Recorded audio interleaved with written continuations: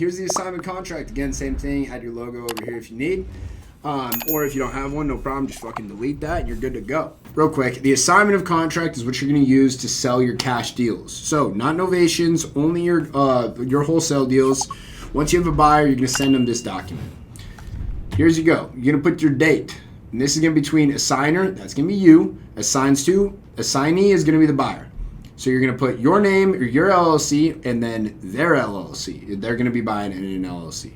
All of the assigner's rights, except those specifically retained and reserved by assigner, set forth in this assignment, title, interest, duties, and obligations under the real estate purchase contract or similar purchase contract, the purchase contract, for the purchase of the certain real property located at, boom, and you're going to go ahead and put the address.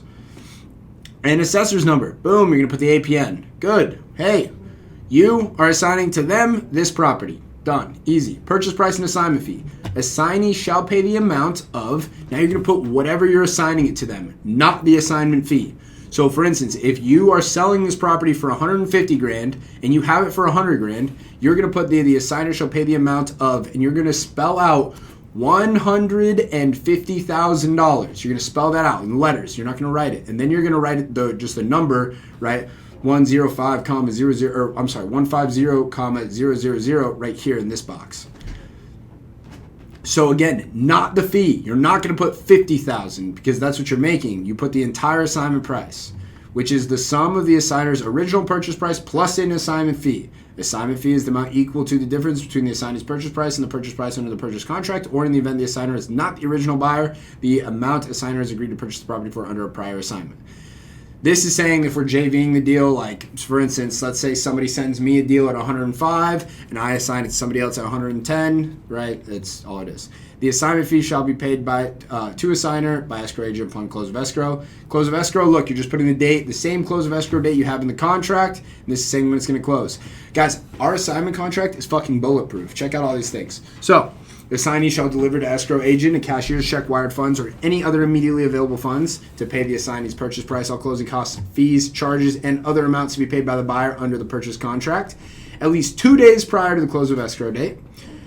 Assignee acknowledges and agrees that the failure to provide the required closing funds to escrow date at least 2 days prior to close of escrow date shall be a material breach of this assignment, so they're fucking it up, and it will result in the immediate termination of this assignment, and all right, title, and interest to, and the purchase contract immediately transferring back to assigner and the assignee earnest money defined below by being paid escrow agent to assigner. Saying we get to keep their EMD. We'll get to the EMD in a second. Assignee has no right to receive or benefit any cure notice set forth in the purchase contract. The assignment does not convey to assignee any right to receive or benefit from any cure notice set forth in the purchase contract. So, deposit. The assignee hereby agrees to deposit. Now look, it depending on the deal, more often than not, we require $10,000 EMD. However, if it's like a $100,000 deal, we'll just do like 2, 3, 4, or 5K. But what this says is with us, our EMD, if we cancel during the inspection period when we're buying from the seller, then we cancel it, we get our EMD back. Here, the assigner does not, or the person you assign it to does not get to keep their EMD if they back out. So when you are assigning to somebody, they are putting up $10,000 and they say, if I back out, you get to keep my $10K. So I always recommend doing $10,000. However, if the property is super cheap, let's say like anything under $200,000, you should probably do between $2,000 and $5,000. But I wouldn't ever do anything less than $2,000. And again, same here. You write out the entire thing. So you would write TEN 1,000, right? And then you would put here 10,000. And then you put here the title company or the receive it by. So here is where we're going to say, so if I'm sending an assignment to somebody, today is the 3rd of February, I'm going to put, they have to put $10,000 and I'm going to put by today. I'm going to say you have to have this shit in today. And then look, it says if you do not deliver the EMD by that date, that this shit's null and void. So we want to make sure, we want people to be serious. It's not, oh yeah, we'll put EMD in a week. No, you're doing it today. If you want the deal, once you sign this assignment, you got to put this shit in by end of the day.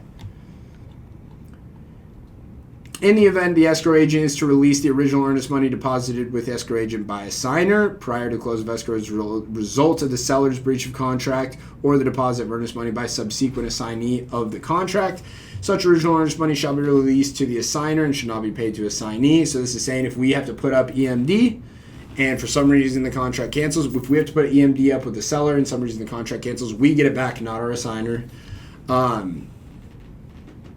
Let's see. If the original earnest money deposit remains on deposit and escrow agent as of close of escrow resulting from assignment or novation of the contract, escrow agent shall pay the original earnest money to assigner from the close of escrow.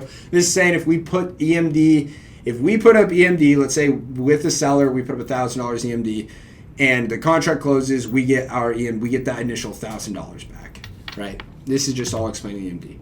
Assigner's ability to enforce purchase contract and communicate with escrow agent and seller. So assigner retains the right before close of escrow, to pursue any and all legal remedies if necessary in the name of the assigner to enforce the purchase contract. So look, this is just saying that this whole paragraph is saying that in the event something happens with the seller and they don't want to sell anymore, our assigner can also pursue them legally, not just us. Now look, subsequent assignment by assignee. This person that we're assigning our agreement to must provide to the assigner the escrow agent, the name, address, phone number, and email of all subsequent assignees of this assignment of contract. So we're saying if you assign this to somebody else, you need to tell us who the fuck that is, because we need to make sure that that person closes, because we're the ones direct to seller, and this is our ass on the line. Now look, as is purchased, what this is saying is that the fucking assignee is buying the property as it is, and that we are not fucking making any guarantees. It doesn't matter what we said about the property, they have to fucking confirm everything. Time is of the essence, right? Just basic legal shit. Additional agreements and acknowledgments. We're just letting you know we're a wholesale seller. We hold equitable interest in the property. Assigner may not be able to convey title to the property as a conveyance to the title of the property. The assignee is subject to performance by the seller in the purchase contract. Right? They come through. They initial all of these. The assignee understands, acknowledges, and agrees there is no financing contingency. Look, you're buying it cash. Understands, acknowledges there is no inspection period. You're buying it right fucking now. You don't get an inspection period where you can back out. Non-cancelable. You can't cancel it. You do have the right to assign the purchase contract, or we do. You're buying our contract, we're assigning it to you. We understand that the seller may leave behind personal items or garbage on the property, and that you are responsible for clearing and removing such items, not us. So if the seller leaves a bunch of shit, it's your problem, not ours. And now look, it's not considered valid until it's signed by everybody. Attorney fee provision. In the event of any litigation arising out or related to this agreement, the prevailing party shall be entitled to recover from the non-prevailing party all reasonable attorney fees. Look, in the case that for some reason you get sued by the person, you obviously haven't done anything wrong, so they're going to have to pay your attorney's fees.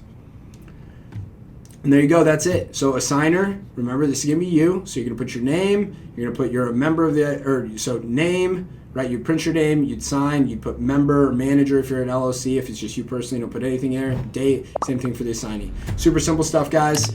This assignment we use for all of our deals everywhere, every single market. It's bulletproof. It makes sure that we're covering our asses, make sure we get our EMD, make sure everybody knows what's going on.